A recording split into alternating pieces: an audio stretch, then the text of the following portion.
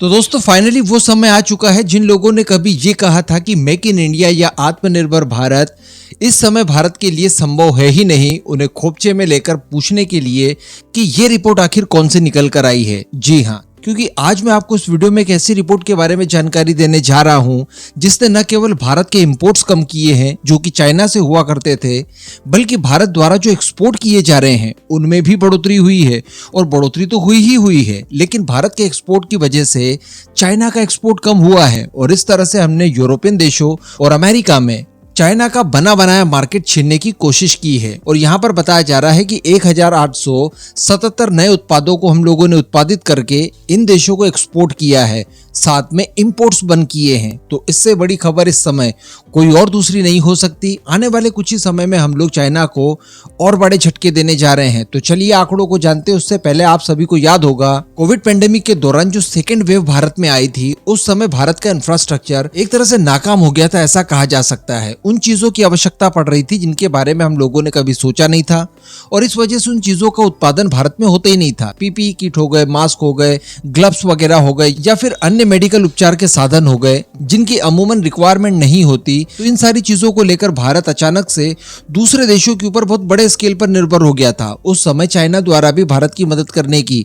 कोशिश की गई थी, लेकिन हम सभी लोगों ने देखा कि सभी तरह के आइटम्स पर चाइना द्वारा डबल कीमतें वसूल की गई थी। आज चाइना से उसका पूरा सूद समेत बदला भारतीयों ने ले लिया है, क्योंकि हम सभी को पता है कि कोविड काल के बाद में भारत के अंदर मेक इन इंडिया और आत्मनिर्भर प्रोग्राम को बहुत बड़े स्केल पर चलाया गया। इसके लिए पीएलआई स्कीम भी जोड़ी गई, जिस वजह से हुआ ये कि मैन्युफैक्चरिंग सेक्टर में एक बहुत ही बड़ी तेजी देखने के लिए मिली। और अब इससे फायदा ये हुआ है कि दुनिया भर में भारत के न केवल एक्सपोर्ट बढ़े हैं, बल्कि भारत के अंदर जो इम्पोर्ट किया जाता था उसमें भी कमी आई है। और सबसे बड़ी बात कि हमारे एक्सपोर्ट वगैरह की वजह से चाइना का जो इम्पोर्ट था वो लगभग सभी देशों में गिरा है। तो चलिए आगे जानते हैं कि वो आंकड़े किस तरह के हैं। सबसे पहले अगर बात की जाए ऑस्ट्रेलिया की, तो वित्त वर्ष 2023-24 में अप्रैल मंथ से लेकर जनवरी तक भारत के द्वारा जो एक्सपोर्ट किया जाता था इसमें बढ़ोतरी देखने के लिए मिली है और 16.19% हमारे एक्सपोर्ट ऑस्ट्रेलिया को बढ़े हैं। वहीं अगर सिंगापुर की बात की जाए तो समान अवधि के बीच में 12.81% हमारा एक्सपोर्ट सिंगापुर को बढ़ा है। अगर इसका इम्पैक्ट चाइना के एक्सपोर्ट पर देखना हो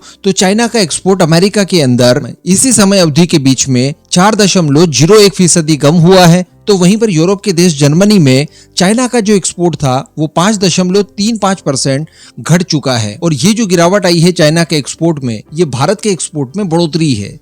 तो कहने का मतलब यूरोप हो, अमेरिका हो या फिर एशिया या फिर ऑस्ट्रेलिया वगैरह हो, सभी जगह भारत का एक्सपोर्ट काफी ज्यादा बढ़ा है। इसके अलावा अगर भारत के अंदर चाइना का इंपोर्ट देखा जाए तो वैसे तो हम लोग काफी हद तक इंपोर्ट कम कर चुके हैं, उन्हीं चीजों का इंपोर्ट कर रहे हैं जिसका कि हमारे पास अन्य कोई विकल्प नहीं है।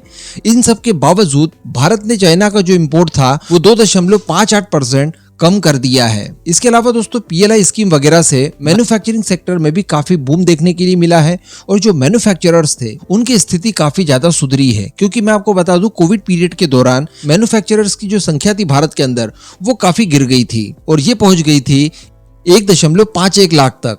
लेकिन इसके बाद पीएलआई स्कीम वगैरह के सहारे इन मैन्युफैक्चरर्स को वापस खड़ा किया गया और आज की तारीख में ये आंकड़ा पहुंच चुका है 1.563 लाख तक, जो कि कोविड काल से पहले यानी वर्ष 2017-18 के आंकड़े को भी सरपास कर चुका है। क्योंकि उस समय भारत के अंदर जो मैन्युफैक्चरर्स थे वो थे 1.62 लाख। और इन्हीं सब का नतीजा देखने के लिए ये मिला है कि भारत द्वारा अब 1877 नए तरह के उत्पाद तैयार किए जा रहे हैं, जिससे कि चाइना के इंपोर्ट्स को भारत के अंदर रोका गया है और चाइना के इंपोर्ट्स को दुनिया के अलग अलग देशों में भी कम करवाया गया है। और दुनिया भर के वैश्विक मार्केट में भारत के यही 1877 उत्पाद नए सिरे से जुड़े हैं और वहां पर अच्छी खासी क्वांटिटी में ये बेचे भी जा रहे हैं। अब इस पूरे मुद्दे पर दोस्तों आपका क्या मानना है, नीचे कॉमेंट करके जरूर बताइएगा।